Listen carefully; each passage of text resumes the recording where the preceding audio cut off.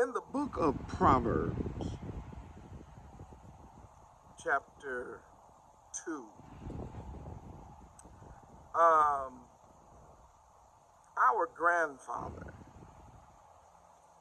who obviously, our grandfather is King David. King David, that we has instructed King Solomon, and at the time he was raising a king. That's the whole point, and that's the point of these messages. And as he's raising this young man, one of the proverbs that he tells him is beginning in verse 10 of chapter 2. When wisdom entereth unto thine heart, and knowledge is pleasant unto thy soul, what? Verse 11. Discretion shall preserve you. Understanding shall guard you or protect you. Now, the King James says, or to keep you. Then we see a word in verse 12, to deliver, to deliver, to deliver you, to deliver thee. And I guess what is interesting is the fact that as a young king or young queen or child of the king, that our king, our father, who is a real king, would be talking to us about deliverance, to deliver you. And of course, we know that that word means to free you from something. I mean, that's pretty obvious, right? But doesn't that word also suggest that he is talking to us about how we will be able to be delivered from a situation or a circumstance, a person or people that seek to hold us in some weird captivity. That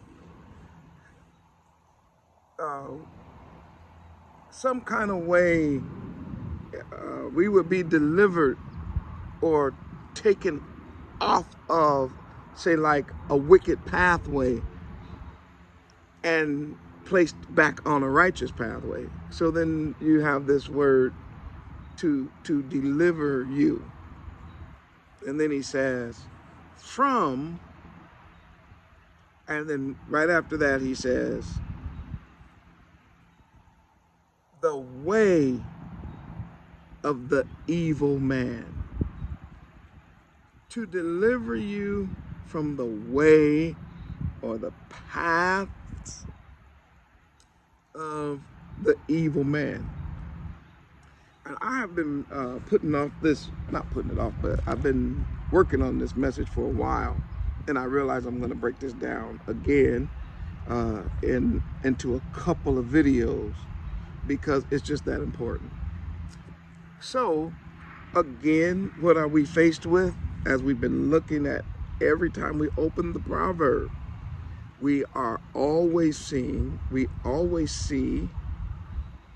the right path, which is the path of Torah, the path of righteousness, the path of Zedek, the path that Yah has designed for all of us, his children, to walk. And then we see the paths of the wicked or the path of the unrighteous, and that is the path that leads to death. hell and destruction. It is the path that leads us away from the Torah and away from the voice and the instructions of Yah, and of course leads you to eternal damnation. But that word deliverance was very powerful, and I just want to talk about that in this first video dealing with this particular parable. I want to just talk about the fact of deliverance, because that word, natsal, in Hebrew is a very powerful word, because it means really, it has to do with like stripping something away from someone and taking it by force. You got to pull away from it. Another root of the word nasal, to deliver, has carries with it the idea of tearing you away from something. All right. So to deliver here is not just to give something to someone, like I'm delivering a package. It's not the picture. To deliver you from, and we're going to find out who, of course, the way of the evil man. But to deliver you means that wisdom, knowledge, understanding, discretion, have the power, which is all that's in Torah. It has the power to strip you away from a wrong path. Many people, and again, these messages are to encourage our future, encourage young people that are going through things to know there is a righteous path. And many people will get on a path and say, I cannot get off this path. I'm stuck. What do you mean? Some kind of way you got on a path and now you're stuck on that path, and you don't feel like there's anything or any power that can strip you away from it. That you don't believe that there is, some people won't believe that there is any power that can alter the course that they are currently on, that they found themselves on. Maybe you were already in a wicked or dysfunctional course when you realized you were a king, when you realized you were a queen. And you say, well, I mean, there is no deliverance, there is no power. And I want to show you this first part, I want to show you that there is power to deliver you. Yes, because in the Bible, he's literally saying, when wisdom enter into your heart, knowledge is present in your soul, discretion and understanding will keep you to deliver you from the way of the evil. All right, so in this very first look at this proverb, we need to see then what is evil. And then after we can see what is evil, we can then see how Yah will use his word through the power of the Ruach to deliver us from that which is evil. Okay. So, once again, we're going to be looking at the definition of words, and then we will look at those words in context. All right. So the first time we actually see evil, the very first time that we see evil, even just the very word evil, is in the garden. So obviously we need to go there. Genesis chapter 2, and let's see. Yeah, and let's go to verse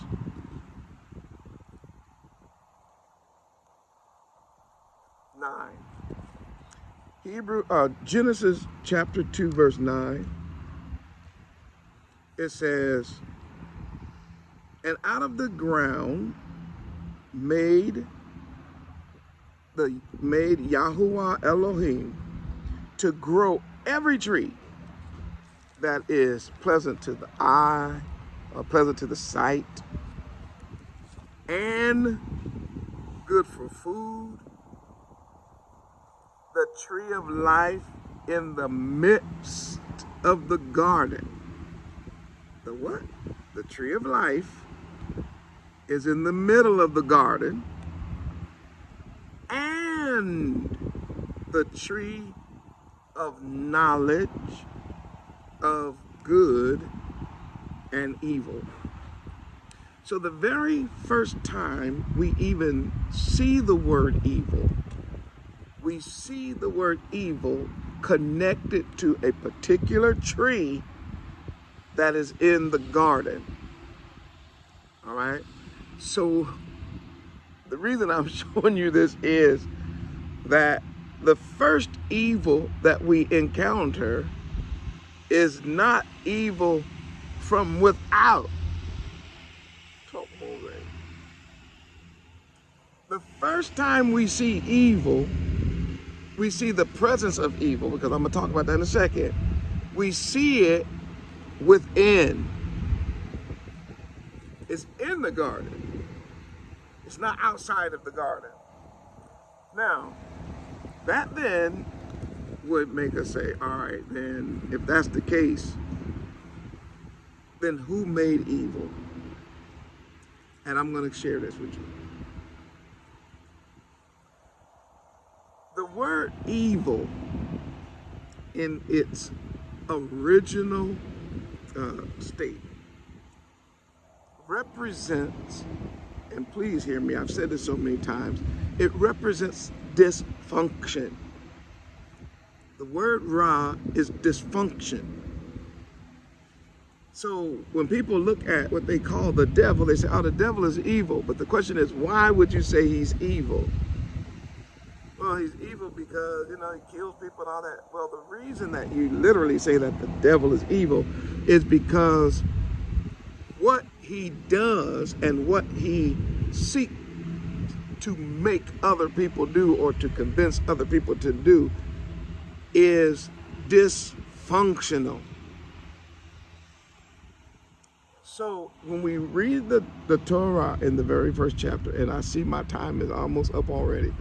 When we see the Torah in the very first chapter, of the Bible, when we read about the creation story, one of the things, or one of the themes that we see over and over and over and over again is, it was good. And y'all saw it was good. It was good. Tov, tov, tov, tov, tov. And every time we hear the word tov, we mean that it was functioning exactly the way it was supposed to function. That everything was working perfectly, that everything was exactly right. And that is the way Yah designed his people and his house to be, which was Eden was exactly right. Adam was exactly right. I'll get into Eve in a moment. But Adam and Eve were exactly right. In other words, they were functional. Now, in the garden, you will say, well, there was a tree of life. Yes, it was also functional.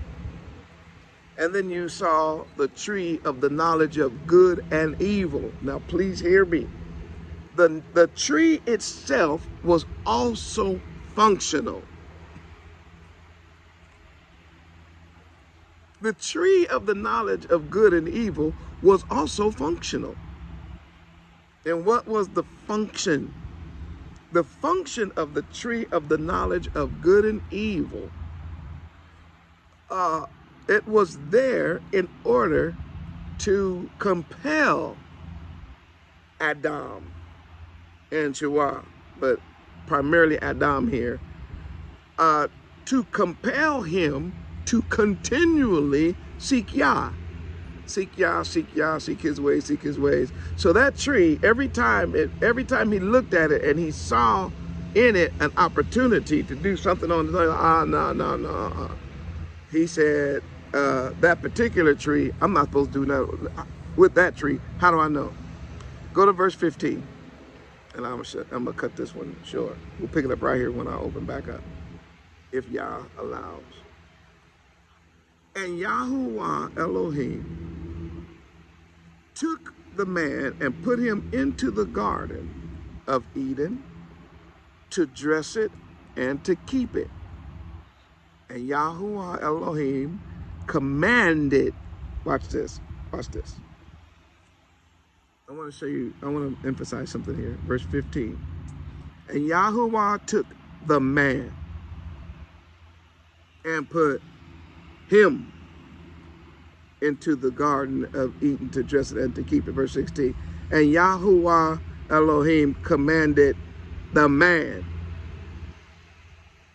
saying, of every tree of the garden you may freely eat, but of the tree of the knowledge of good and evil thou shalt not eat of it, for in the day that thou eatest thereof thou shalt surely die. We're just going to pause right there.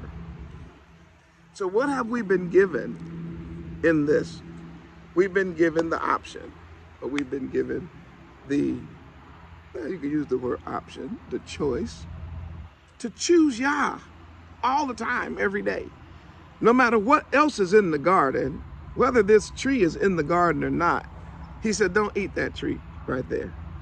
Why? Because if you eat of that tree of what is called function and dysfunction, you're going to die.